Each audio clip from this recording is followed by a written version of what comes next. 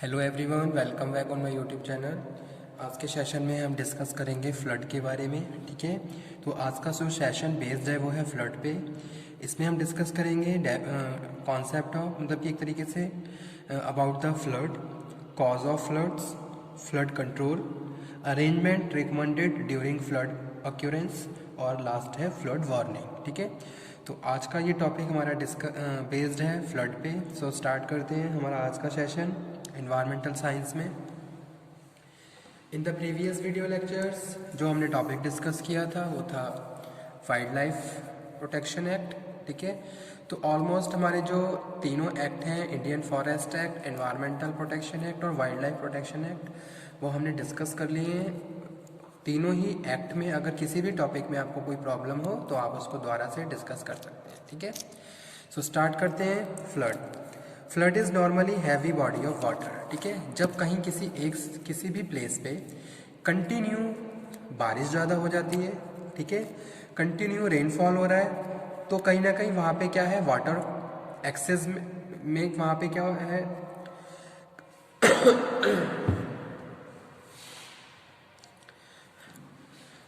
Cover हो जाता है। ठीक है, लार्ज एरिया कवर कर लेता है वाटर। तो इस सिचुएशन को और इस कंडीशन को हम फ्लड बोलते हैं। ठीक है भाई, एक जगह हैवी रेनफॉल हुआ और वहाँ पे पूरे में पानी फैल गया। ठीक है, जैसे कि अगर हम एग्जांपल के तौर कोट करें तो बिहार में कुछ स्पेसिफिक एरिया ऐसे हैं जहाँ फ्लड आती है। ठीक है, चाहे वो नियरेस्ट रिवर का रीजन हो या फिर रेनफॉल हो, पानी जब ज़्यादा बढ़ जाता है तो वो पानी क्या है, जो लिविंग एरियाज़ है वहाँ तक पहुँच जाता है, तो इसको हम फ्लड बोलते हैं।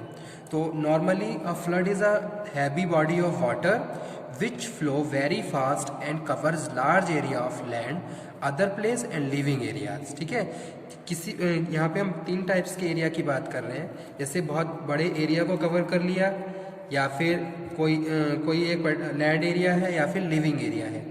सब तीनों एरिया को अगर कवर कर लिया है पानी ने तो वो क्या है, फ्लड है, जिसको हम बाढ़ बोलते हैं कि भाई बाढ़ आ गई है।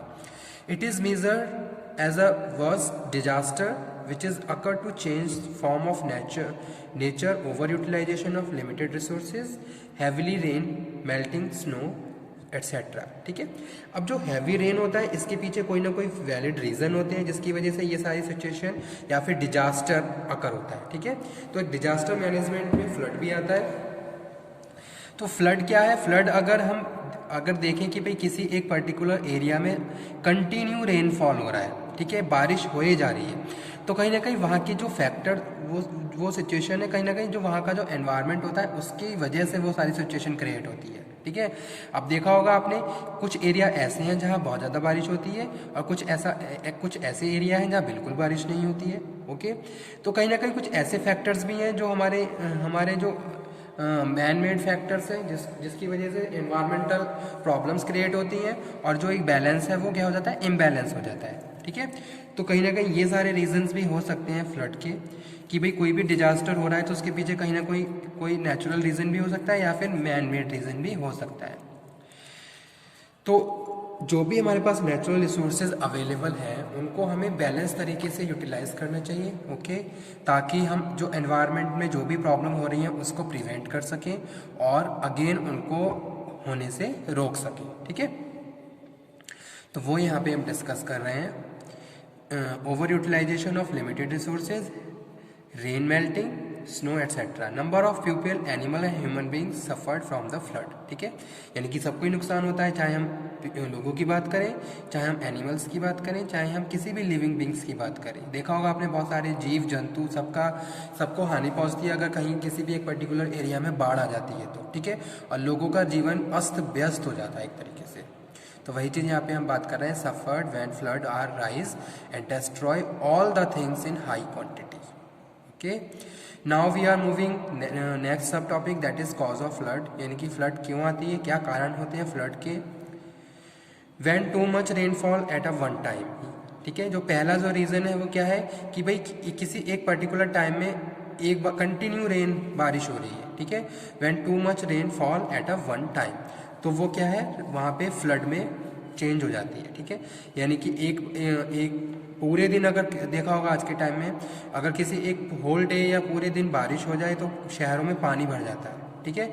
वही चीज़ यहाँ पे हम बात कर रहे हैं किसी एक पर्टिकुलर टाइम में अगर कंटिन्यू रेनफॉल हो रहा है तो कहीं ना कहीं फ्लड की सिचुएशन अक्कर हो जाती है। सेकंड कारण है when sudden melting snow and icebergs, ठीक है। यानी कि स्नो, बर्फ़ का पिघलना, जो बड़े बड़े ग्लेशियर्स हैं ये जब पिघलते हैं तो कहीं ना कहीं जो वाटर लेवल है वो बढ़ जाता है, और वो सारी चीज़ें भी इन सब चीज़ों की वजह से भी क्या है, फ्लड की सिचुएशन अक्कर हो जाती है। तो वो यहाँ पे हम डिस्कस कर रहे हैं। When due to heavy winds, the sea waves throw the water of different places, ठीक है। या फिर एक कारण ये भी हो सकता है कि भाई बहुत तेज़ हवाएं चल रही हैं, जिससे जो समुद्र का पानी है वो बड़ी बड़ी लहरों में, जैसे कि सुनामी होती हैं, ठीक है।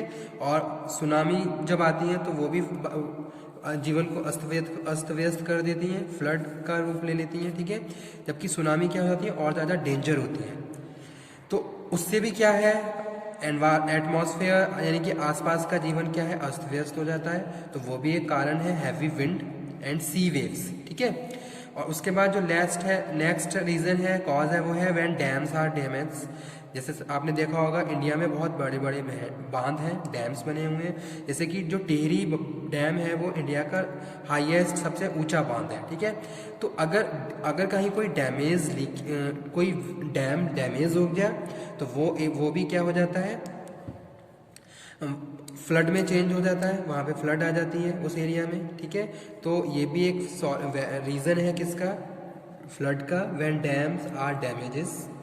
नेक्स्ट है when flowing rivers change the usual course, ठीक है। जब नदियाँ अपना रास्ता बदल लेती हैं तो वो भी क्या है, बाढ़ में बदल जाती हैं, ठीक है। जैसे सपोज नदी कुछ ज़मीन का कटाव हुआ जिसकी वजह से नदियों ने अपना फ्लो चेंज कर लिया और वो लिविंग एरिया की तरफ फ्लो होने लगी और वहाँ पे पूरे में बाढ़ आ गई, ठीक है। तो एक ये भी रीज़न हो सकता है, when flow river change its usual course.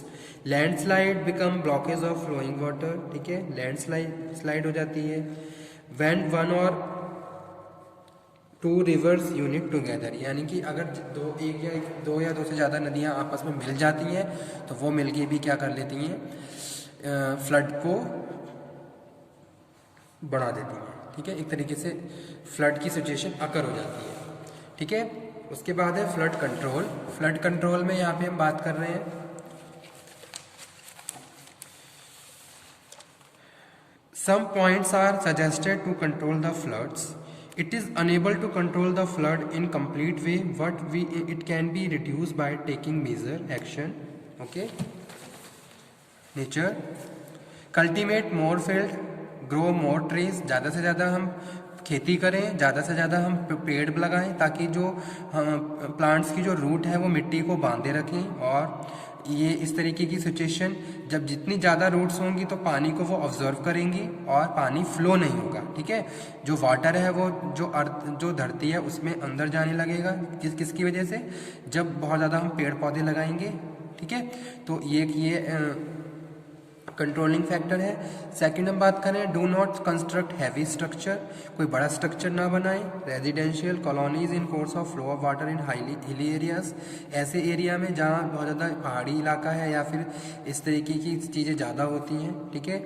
Do not construct heavy structures and residential colonies in course of flow of water, जहाँ पानी आसपास पानी का ज़्यादा वहाँ वो, जैसे आपने देखा होगा पंजाब में बहुत नदियाँ हैं, ठीक है।